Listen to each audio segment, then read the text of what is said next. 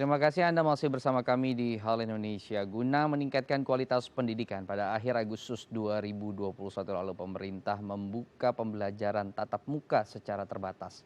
Namun pembelajaran tatap muka yang diterapkan merupakan sistem pembelajaran campuran yang memadu padankan belajar tatap muka dengan belajar secara daring dari rumah.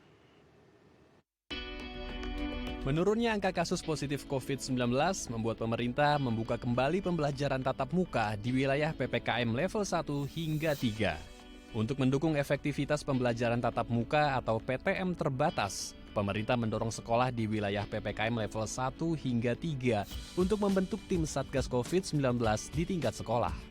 Pembelajaran tatap muka yang diterapkan saat ini merupakan sistem pembelajaran campuran atau blended learning yang memadu padankan antara belajar tatap muka dengan proses e-learning atau belajar secara daring dari rumah. Di samping itu, membangun suasana belajar yang menyenangkan dan ramah anak juga diperlukan. Hal ini agar para siswa tidak merasa tertekan saat mengikuti pembelajaran tatap muka.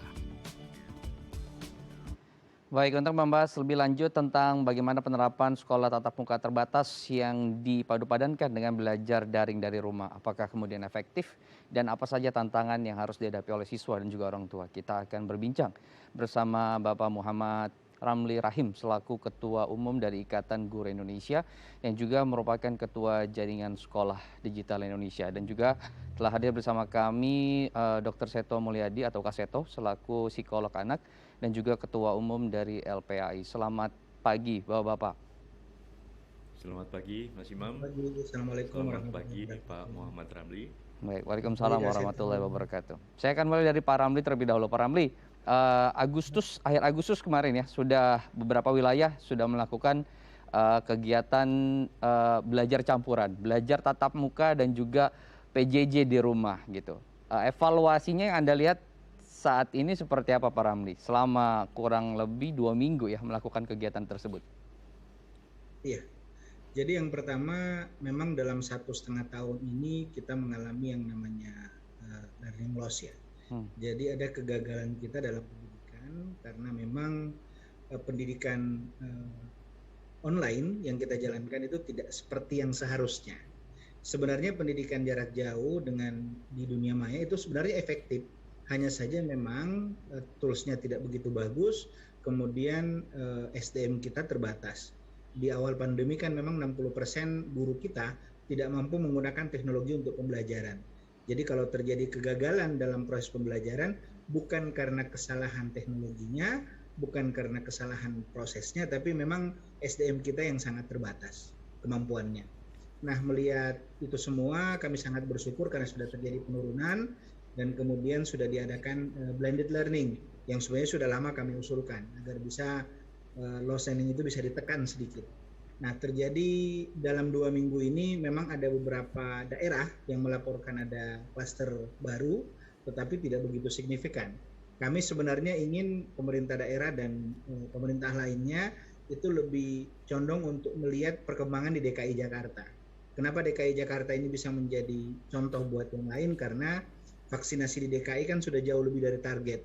Kita akan melihat apakah vaksinasi ini efektif atau tidak untuk menekan pertumbuhan atau perkembangan atau perlambatan COVID-19 ini kembali, terutama di klaster-klaster sekolah. Dan kita akan melihat bahwa sejauh mana vaksinasi ini bisa efektif di masyarakat. Nah, kalau memang itu efektif, tidak terjadi lonjakan dan kita lihat angka-angkanya semakin menurun malah di Jakarta. Nah, kita berharap bahwa PTM-nya ini semakin diperluas karena masih terbatas. Jadi masih beberapa sekolah saja yang menjalankan, kemudian itu pun masih sekian persen yang boleh masuk. Nah, di beberapa daerah kita berharap bahwa ke depan ini kita betul-betul bisa berdamai dengan COVID-19 ini. Karena kita tidak tahu kalau mau betul-betul berakhir, menunggu berakhirnya kita tidak tahu sampai kapan. Jadi kita berharap PTM-nya tetap dijalankan meskipun dalam bentuk blended, kemudian perlahan tapi pasti, kemudian tetap memperhatikan kesehatan dan keselamatan anak didik, ditambah persentasenya sehingga ke depan kita bisa hidup normal dengan COVID-19 ini.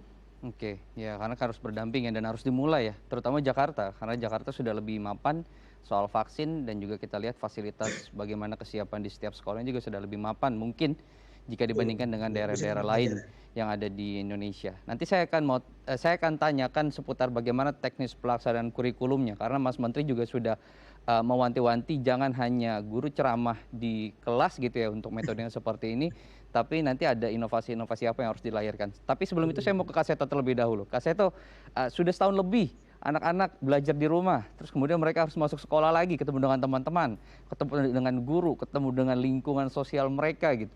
Sebetulnya pendampingan seperti apa yang perlu kembali kita tekankan untuk anak-anak saat mereka kembali memulai kegiatan PTM ini? Iya, sebetulnya apapun juga, apakah PTM atau PJJ, pendampingan yang perlu dilakukan baik oleh guru maupun orang tua adalah pendampingan yang ramah anak. Karena semua anak pada dasarnya senang belajar. Tapi belajar yang optimal adalah belajar yang menyenangkan, yang dalam suasana ramah anak, penuh persahabatan, keceriaan, dan sebagainya. Jadi jangan sampai nanti anak sudah gembira, artinya gembira bisa bertemu dengan teman-temannya dan sebagainya. Tetapi kalau kemudian di sekolah masih dilakukan juga dengan cara-cara yang mungkin mengandung unsur kekerasan, tekanan atas nama kurikulum, target-target dan sebagainya, ya artinya sama saja. Gitu. Jadi sebetulnya kita kan sudah cukup lama mengenal cara-cara belajar jarak jauh ya. Karena sesuai dengan Undang-Undang Sistem Pendidikan Nasional kan jalur pendidikan bisa formal, bisa non formal, bisa informal, yang bisa saling menggantikan atau saling mendukung. Jadi dalam arti ya sudah lama kan misalnya dengan populer dengan PKBM ataupun homeschooling dan sebagainya. Kami mencatat ada tahun kemarin tercatat seorang anak yang belajar dari Trenggalek dan melalui kegiatan homeschooling yang berpusat di Jakarta bahkan terpilih sebagai putra remaja pendidikan Indonesia yang sebentar lagi juga akan dikirim ke Amerika dan seterusnya. Jadi mohon nanti juga jangan ada diskriminasi seolah-olah wah belajar tatap muka yang terbaik ya. Mungkin akan menjadi pilihan anak, apalagi misalnya wilayahnya juga masih saling berbeda ya, PKPM-nya masih level 1, level 2 atau masih level 4 dan sebagainya. Jadi intinya adalah bagaimana tetap ramah anak, apakah di tatap muka di sekolah atau tetap di rumah, sehingga hak belajar anak ini tetap terpenuhi secara optimal. Mungkin demikian, Mas Imam.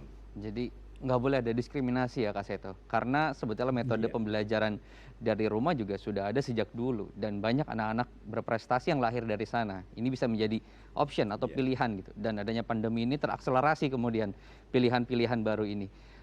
Kemudian Kak Seto sempat juga ada aduan 13% tekanan dari orang tua akibat keluhan anak-anak gitu ya, akibat PJJ. Nah kalau untuk PTM ini temuan atau laporannya sudah sejauh mana yang saat ini diterima oleh Kak Seto dan teman-teman? Iya, memang catatan dari Kementerian Pemberdayaan Perempuan dan Perlindungan Anak kan 13% anak depresi. Ya karena tadi kadang-kadang antar guru dan orang tua tidak ada komunikasi yang efektif. Tidak ada laporan misalnya ini sinyal susah di sini sampai anak naik ke atas pohon supaya dapat sinyal yang bagus. Nah, ini kan juga penuh bahaya juga. Kemudian kuota habis, kemudian laptop atau gadget dipakai bergantian dengan kakak atau adik atau bahkan dengan orang tua misalnya. Nah, kendala-kendala ini mohon juga sangat dimengerti oleh guru maupun orang tua sehingga komunikasi secara efektif antara komite sekolah dengan guru-guru ini juga penting. Dan mohon juga masih dicatat apa yang menjadi surat edaran Menteri Pendidikan dan Kebudayaan dan Ristek nomor 4 tahun 2020 kemarin. Misalnya menekankan pasal butir pertama, mohon pembelajaran daring tidak terlalu menekankan pada penuntasan kurikulum, target penuntasan kurikulum untuk kenaikan kelas atau kelulusan.